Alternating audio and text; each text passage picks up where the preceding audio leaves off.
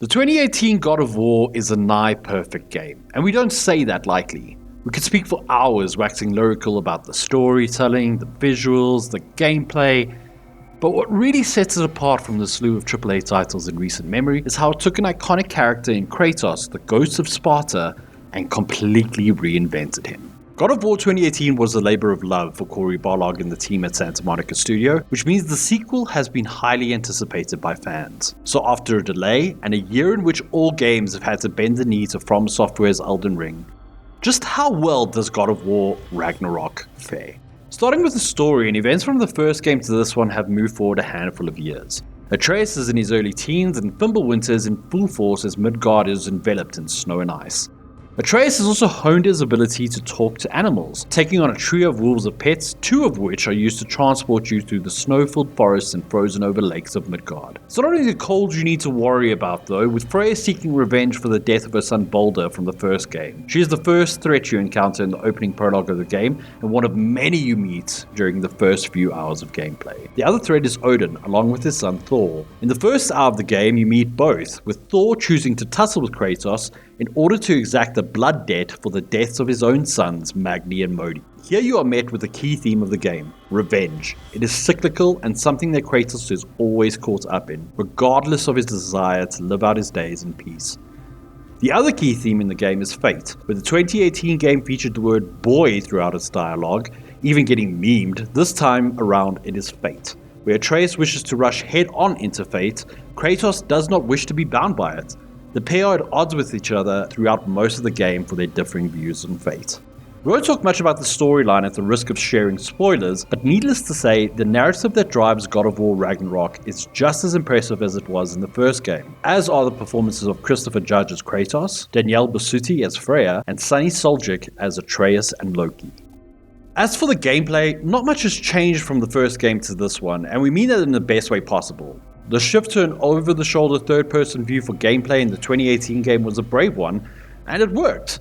It allows for action to feel intimate while at the same time giving you enough real estate to handle groups of enemies. It also frames action right in front of Kratos, as it should be. Here we should mention Kratos is not the sole character you'll play as this time around, as Atreus too will get the chance to go on missions without his father. It allows for a nice change of pace in terms of how you fight enemies, with Atreus needing to find other ways to engage against foes compared to the brutal and visceral way that Kratos does. On those occasions when Kratos and Atreus are separated, they each get to use different companions to assist them in a support role. This too opens up opportunities to find different ways to fight when the usual pair are not side by side.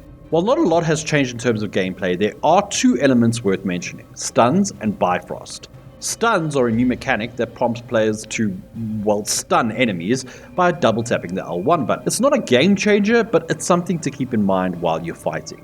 Bifrost, however, is a bit more interesting.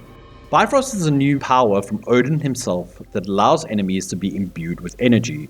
It works in a similar fashion to the rot, fire, and ice elements from the 2018 game, with the key difference being that a few blows from an enemy can end in death. It's an energy type that you should be aware of and very cognizant of while fighting multiple enemies. Lastly, let's talk about weapons. The Leviathan Ax was one of the great aspects of God of War, and while it makes a return in Ragnarok without giving any spoilers, there's a new weapon being added to the mix that rivals it. No, we're not talking about Mjolnir, which is quite impressive while being thrown about by Thor, who we fight on a few occasions, but this new weapon might just be the best that we've encountered in some time. So much so, in fact, that when it was introduced, we didn't fight with anything else, only using the Blades of Chaos against enemies protected by ice, and the Leviathan Axe against fire-protected enemies. So then, God of War Ragnarok is another masterpiece from the team at Santa Monica Studio. It picks up expertly where the first brilliant game ended, not missing a beat along the way.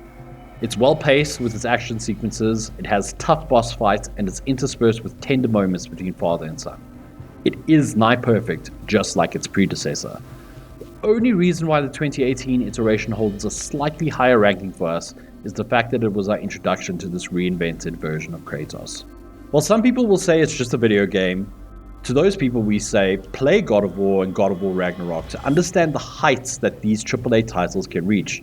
More so, where past games this year have been difficult to justify the asking price for, at 1,369 Rand for Ragnarok on PlayStation 5 and PlayStation 4, we can easily recommend this title.